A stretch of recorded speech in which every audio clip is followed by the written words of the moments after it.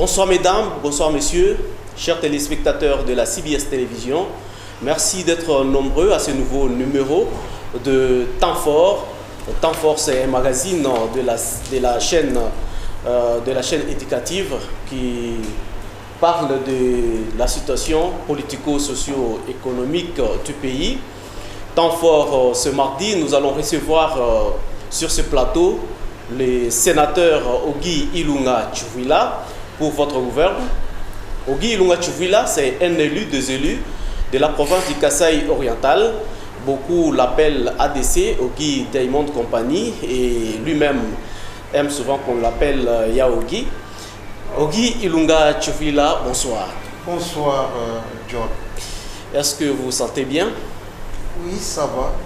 Le moral est au zénith. La santé mentale, physique, vous êtes bien? Oui, c'est pourquoi je vous dis que je suis au top, il n'y a pas de problème. Avant de continuer, nous signalons que nous sommes bien servis derrière la caméra par Delphin Tenela. Et la toute première question, Ogi. Notre pays connaît une situation dernièrement. Il y a un vent qui souffle dans les institutions du pays.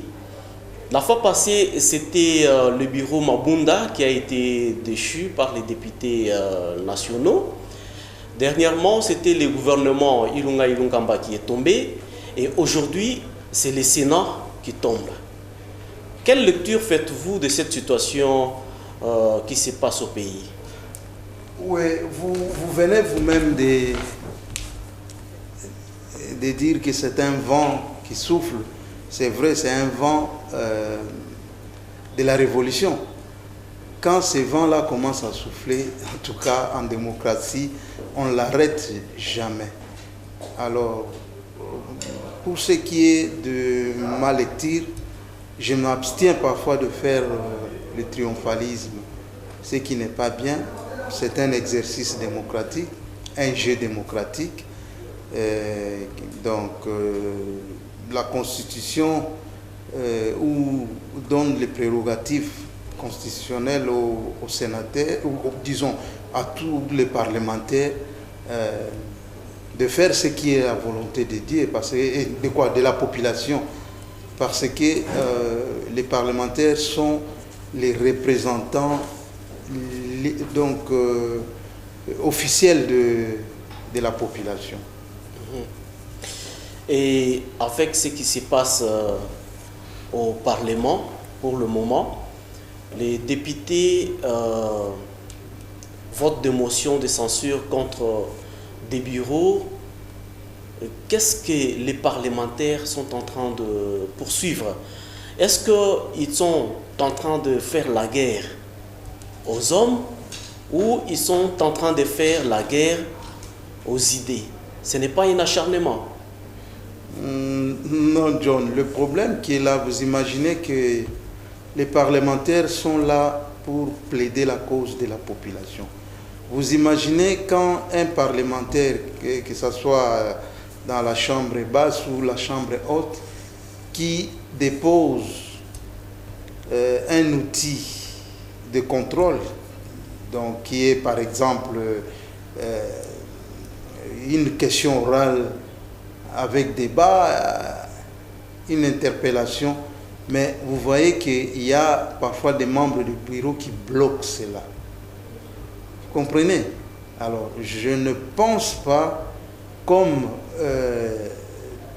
la plénière, elle est souveraine, et les parlementaires se réunissent, vous voyez, donc c'est ça, la sanction qu'on a réservée aux membres du bureau.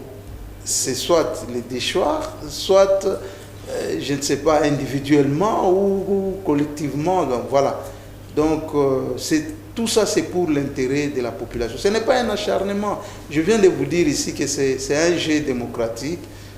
Voilà, un exercice démocratique qu'on fait. Donc c'est à eux maintenant, ceux qui travaillent. Parce que vous voyez, j'évite un peu de faire du triomphalisme. Hein. C'est ce qui arrive aujourd'hui demain, ça peut aussi arriver à moi ou à d'autres collègues parlementaires. Moi, je pense que c'est à nous qui accédons à ces postes-là, nous donc, ou bien au bureau des lignes de chambres, nous devons commencer à travailler pour l'intérêt général de la population et non pour les intérêts individuels. Et ce n'est pas un acharnement. Ce n'est pas un acharnement. Nous sommes en train de faire notre travail. Voilà. Nous avons vu les députés en train de voter, ou les sénateurs aussi, vous êtes en train de voter pour l'union sacrée de la nation. Autrefois, c'était la coalition FCC-CACH. Nous l'avons bien souligné ici que c'était un nouveau vent qui souffle. Les institutions sont en train de faire une imitation de la coalition FCC-CACH vers l'union sacrée de la nation.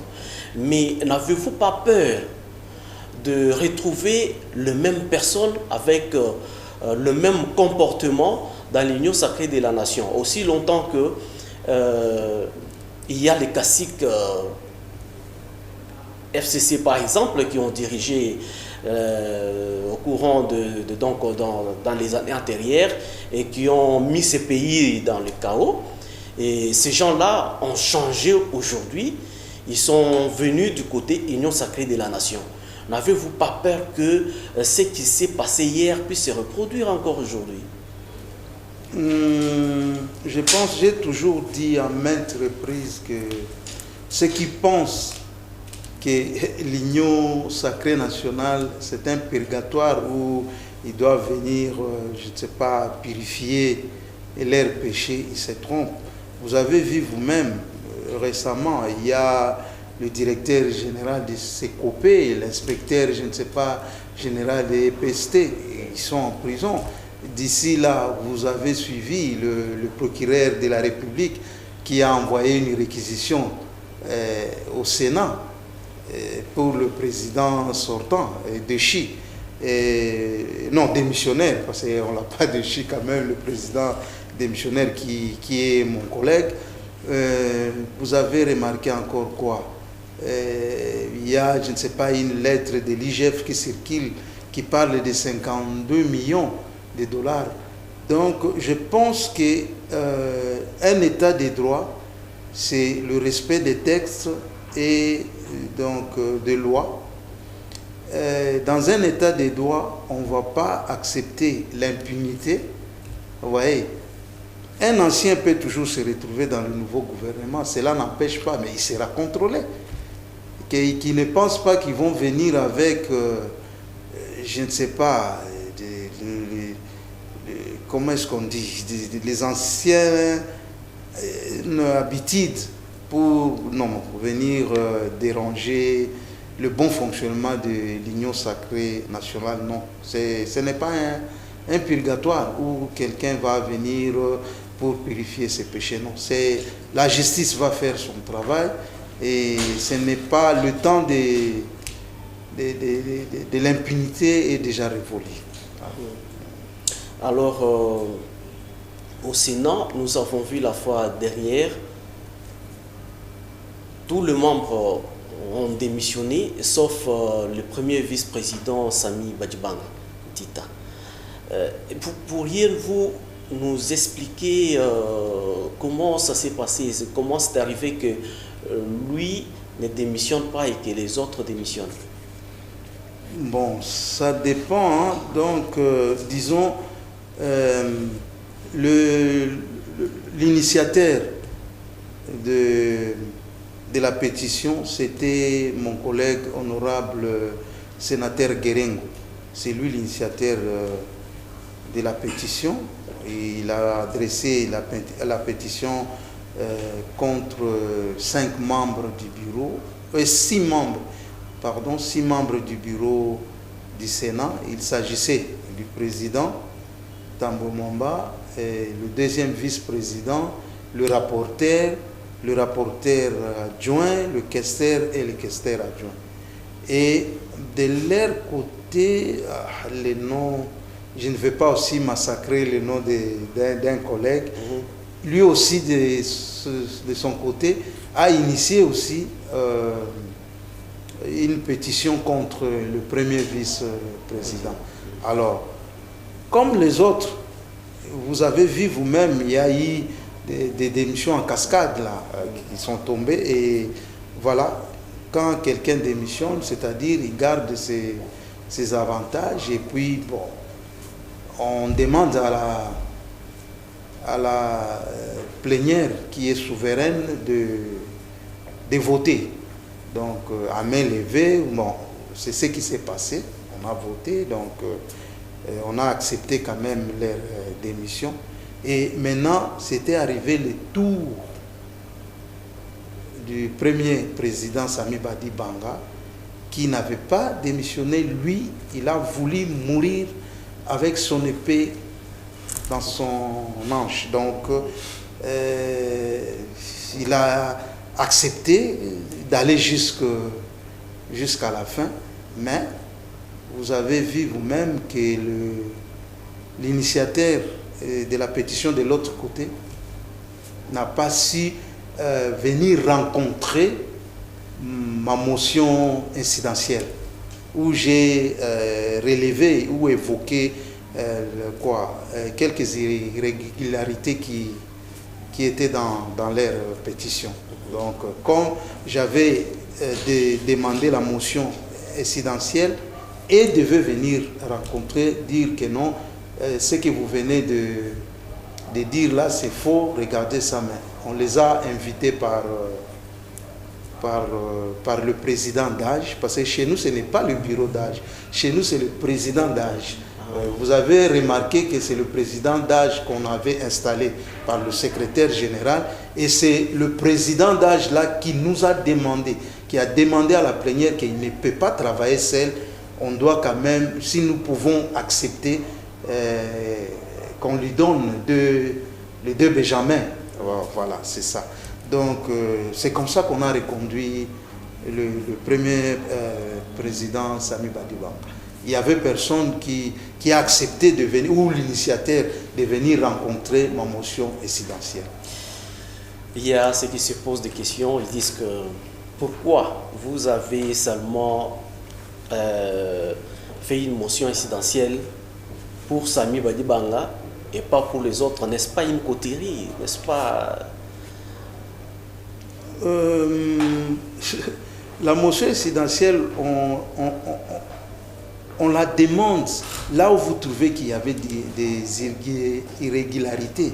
C'est ce que j'ai trouvé, les irrégularités dans la pétition initiée contre le premier Sami Badi Banga. Mais de l'autre côté, bon, c'est pourquoi, vous voyez, je ne veux pas que ça soit comme un triomphalisme ou comme si c'était un acharnement. Non, c'est un jeu démocratique. C'est ce qui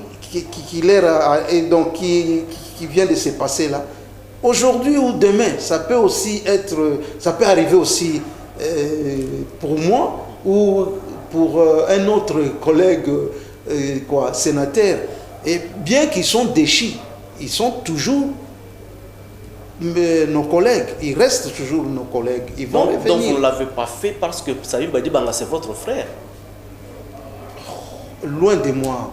Loin de moi, le problème qui est là, nous devons quand même suivre la réalité. Vous voyez, nous devons mettre nos émotions de côté et suivre ce qui est réel. Mais nous sommes en démocratie. Le président, ce qui est mauvais, si le président d'âge ne leur avait pas donné l'occasion de venir rencontrer ma motion là. Mais il leur a donné. D'ailleurs, si vous remarquez, le président d'âge était large. Il a laissé, je ne sais pas si c'est 5 minutes à peu près. Personne est venu rencontrer quand même ma motion incidentielle. Voilà. Et pour le moment, Sami Badi Banga, premier vice-président, il est là. Quelle est maintenant la suite ou la vie du président d'âge? Est-ce qu'il va continuer ou bien ça sera fini pour lui? Bon, là, je pense que ce n'est pas à mon niveau de répondre, mais Ce que je sais, j'ai participé dans plusieurs réunions. Je pense, parce que c'est lui, bon, disons, l'article 116 de la Constitution, au cas où, stipule qu'au cas où un membre ou bien plusieurs membres du bureau sont mis en accusation, ils doivent se déporter. Hein, ou bon, ils doivent se déporter et c'est le précédent qui continue. Mais on a reconduit le premier vice-président. Donc c'est lui qu'on a reconduit, c'est-à-dire qu'il va rentrer. Oui. Là, selon mes analyses, il va rentrer au bureau, mais je ne sais pas comment est-ce qu'on va et il va travailler. Paraît-il qu'à l'époque de l'honorable Vital Kamerhe, ça s'est passé aussi comme ça. Il était resté seul dans un bureau, je ne sais pas quelle législature. Et voilà, on va trouver un mécanisme. Il y a toujours des jurisprudences hein, pour... Et je pense que c'est lui qui va organiser les élections avec toute la chance de devenir encore président du Sénat.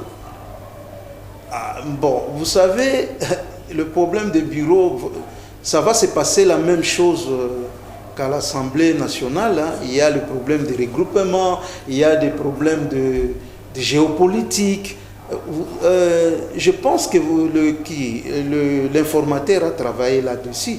Quand il avait commencé son boulot, il avait dit qu'il commence avec l'Assemblée nationale et après, il va terminer avec le Sénat. Et voilà, il a identifié quand même les regroupements politiques, les partis politiques. Ça va se jouer dans ces cadres-là. Mais ce n'est pas à moi vraiment de vous dire que non, c'est tel, non. Les ambitions, on ne peut pas refuser à quelqu'un l'ambition, non. Une ambition est légale, donc je ne vois pas le mal. Si lui, aujourd'hui, décide que non, je vais être candidat président, on va l'interdire. Pourquoi? Donc je ne vois pas le mal. Alors, d'après vous, quel est le profil du nouveau bureau qui doit sortir du Sénat? Le profil du nouveau bureau, ils doivent être des rassembleurs. Ils ne doivent pas prendre leurs collègues comme des indigènes où ils doivent penser à l'amélioration du social de la population en votant des lois. Donc voilà, je pense que c'est... ils doivent être bien avec leurs collègues. Nous sommes en dehors qu'ils sont membres du bureau, nous sommes leurs collègues. Ils doivent savoir comment vivre. Vous savez, un président d'une chambre basse ou chambre haute, c'est comme un père de la famille qui a des enfants.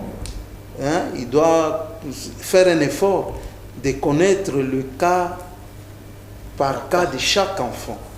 Vous voyez? Et il doit avoir les coordonnées téléphoniques. Voilà, commencer un peu à appeler. Ce n'est pas que vous êtes un président d'une chambre, vous devenez comme un chef absolu, donc vous ne voulez plus encore de vos collègues qui vous ont voté et vous ont mis là où vous êtes, donc ça ne sera pas bien. Voilà le profil d'un rassembleur, voilà, en bref. Et profitons encore de cette occasion pour vous demander, selon vous, quel est encore le profil d'un Premier ministre qui doit être nommé par le chef de l'État? Bon, vraiment, cette fois-ci, il faut un Premier ministre technocrate. On doit éviter les politiciens. Ils sont toujours dans les histoires de leur autorité morale. Ça pose des problèmes. Pour obtempérer, je ne sais pas, aux ordres du président de la République, il doit aller se référer à son autorité morale.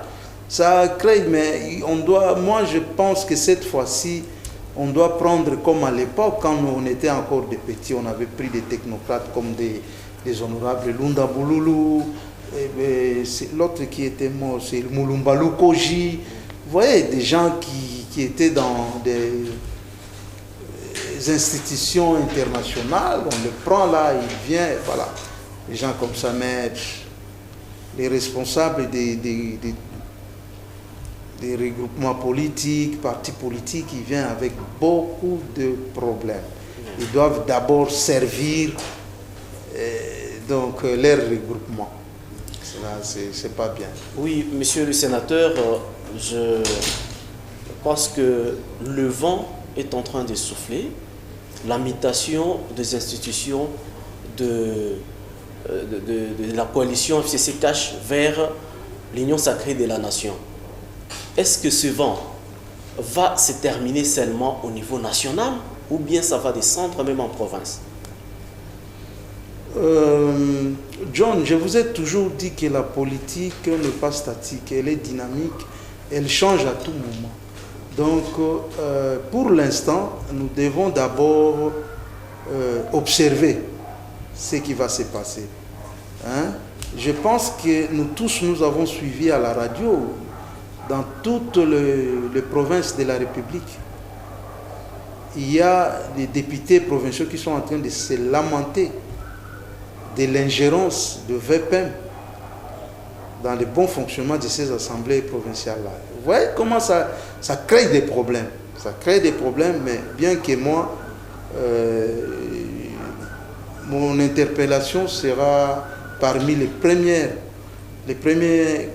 activités qu'on va aligner à la rentrée parlementaire de la section du 15 session ordinaire du 15 mars 2021. Bon, on verra. Donc, il y a beaucoup de choses. Il y a beaucoup de choses, mais observons comment ça va aboutir.